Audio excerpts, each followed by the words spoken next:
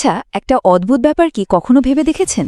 একটা cartoon show যেটা কিনা কয়েক দশক ধরে চলছে, সেটা কিভাবে ভবিষ্যতের এমন সব ঘটনা বলে দিতে পারে যা সত্যি সত্যি ঘটেছে?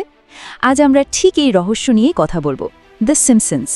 এটা কি সত্যি ভবিষ্যৎ বলে, নাকি এর পেছনে আরও গভীর কোনো কারণ আছে? তো এটাই তো মিলিয়ন ডলারের প্রশ্ন, তাই না? একটা কার্টুন শো কিভাবে ভবিষ্যৎ বলে দেবে?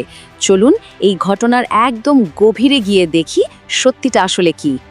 তো চলুন প্রথমে কিছু একদম চমকে দেওয়ার মতো উদাহরণ দেখে নেওয়া যাক, যেগুলো নিয়ে এত আলোচনা। ব্যাপারটা দেখুন, ১৯৯৩ সালের একটা পর্বে দেখানো হচ্ছে দুই জাদুকরকে তাদের পোষা সাদা বাঘ আক্রমণ করছে। ঠিক ১০ বছর পর ২০০৩ সালে বিখ্যাত জাদুকর জুটি সিগফ্রিড ও রয়ের সাথে বাস্তবে ঠিক একই ঘটনা ঘটে। কি অদ্ভুত মেল, তাই না?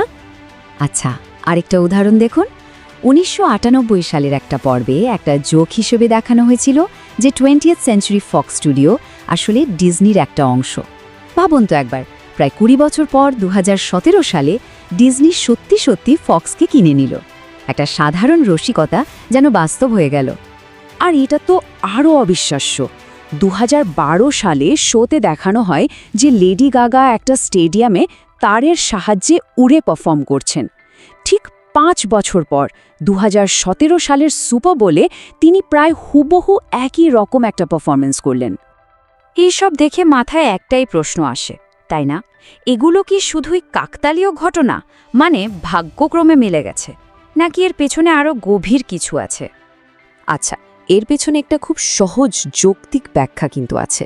এটাকে বলে সার্ভাইভারশিপ বায়াস। মানে ব্যাপারটা হলো, আমরা শুধু সেই প্রেডিকশনগুলোই মনে রাখি যেগুলো সত্যি হয়েছে, আর যেগুলো মেলেনি সেই হাজার হাজার ভুল প্রেডিকশন আমরা মনেই রাখি না, বা সেগুলো নিয়ে আলোচনাও হয় না। এই ধারণাটা আরও পরিষ্কার হবে যদি আমরা একটা সংখ্যার দিকে তাকাই। সংখ্যাটা হলো ১২,৮০,০০০।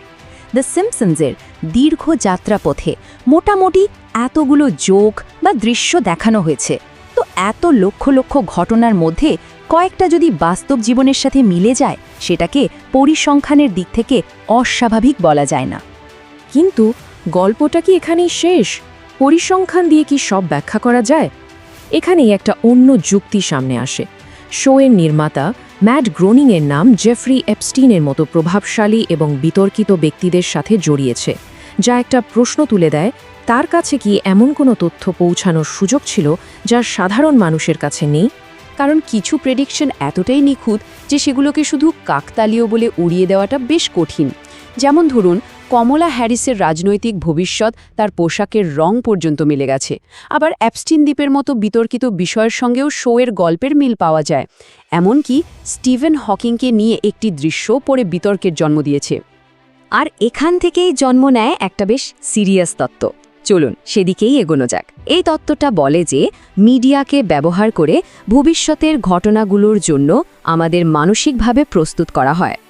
এই তত্ত্বটার নাম হলো প্রেডিক্টিভ প্রোগ্রামিং। তো প্রশ্ন হলো, এটা আসলে কি? সহজ ভাষায় বলতে গেলে এই তত্ত্বটা বলে যে খুব শক্তিশালী কোনো গোষ্ঠী বা সংস্থা ইচ্ছে করে সিনেমা বা টিভি শোয়ের মাধ্যমে ভবিষ্যতের কোনো ঘটনা বা ধারণার সঙ্গে আমাদের পরিচয় করিয়ে দেয়। এর ফলে যখন সেই ঘটনাটা বাস্তবে ঘটে, তখন আমরা খুব একটা অবাক হই না বা এর বিরুদ্ধে প্রতিবাদও করি না, কারণ আমাদের অবচেতন মন বিষয়টাকে আগে গ্রহণ করে নিয়েছে। বলা হয় এই পুরো প্রক্রিয়াটা নাকি কয়েকটা ধাপে কাজ করে। যেমন ধরুন, প্রথমে কোনো একটা ভবিষ্যৎ পরিকল্পনাকে সিনেমা বা টিভি শোর গল্পে ঢুকিয়ে দেওয়া হলো। এরপর বারবার দেখতে দেখতে সেই অদ্ভুত ধারণাটাই আমাদের কাছে স্বাভাবিক মনে হতে শুরু করে। আর শেষে যখন ঘটনাটা সত্যি সত্যি ঘটে, তখন আমাদের প্রতিক্রিয়া অনেক দুর্বল হয়ে যায়। কিন্তু প্রশ্ন হলো, এই ধরনের প্রোগ্রামিং করা কি আদৌ সম্ভব? এর জন্য তো অঞ্চম ক্ষমতা আর নেটওয়ার্ক দরকার, তাই না? চলুন দেখি সেই যোগসূত্রটা কোথায়। দেখুন, সরকার আর হলিউডের মধ্যে যে একটা গভীর সম্পর্ক আছে, এটা কিন্তু কোনো গোপন বিষয় না। এটা একটা ডকুমেন্টেড ফ্যাক্ট। 40-এর দশক থেকেই পেন্টাগনের মতো সংস্থা হলিউডের সঙ্গে কাজ করছে। এমনকি সিআইএরও নিজস্ব এন্টারটেনমেন্ট অফিস আছে। হাজারেরও বেশি টিভি শো আর সিনেমায় তারা সরাসরি সহায়তা করেছে। আর ঠিক এই জায়গাতে সিম্পসনসের ব্যাপারটা আরও ইন্টারেস্টিং হয়ে ওঠে। কারণ শোয়ের লেখক বা নির্মাতাদের দিকে যদি আমরা তাকাই দেখব তারা হার্ভার্ড বা প্রিন্সটনের মতো সেরা প্রতিষ্ঠান থেকে এসেছেন, ঠিক যেখান থেকে দেশের বড় বড় নীতি নির্ধারকরাও আসেন। শোয়ের নির্মাতা ম্যাট গ্রোনিং এমন সব সম্মেলনে যেতেন যেখানে সাধারণ মানুষের জানার অনেক আগেই ভবিষ্যতের প্রযুক্তি নিয়ে আলোচনা হতো। তো এত সব আলোচনার পর আমরা আসলে কোথায় এসে দাঁড়ালাম? মূল বিষয়টা কি? আদৌ ভবিষ্যৎবাণী করা, নাকি এর থেকেও বড় কিছু ঘটছে? বলা হচ্ছে আসল খেলাটা ভবিষ্যৎবাণী নিয়ে নয়, আসল খেলাটা হলো আমাদের পারসেপশন বা ধারণা নিয়ে। মিডিয়ার আসল ক্ষমতা ভবিষ্যৎ দেখা নয়, বরং আমরা বর্তমানকে কিভাবে দেখব সেই ধারণাটা তৈরি করে দেওয়া।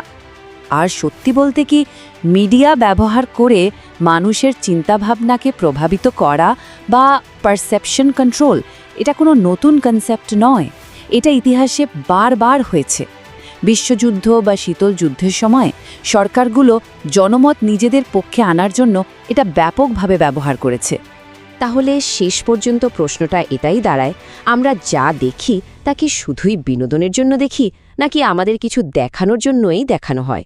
আমরা কি কেবলই দর্শক, নাকি সচেতন পর্যবেক্ষক? ভাবনার বিষয়, তাই না?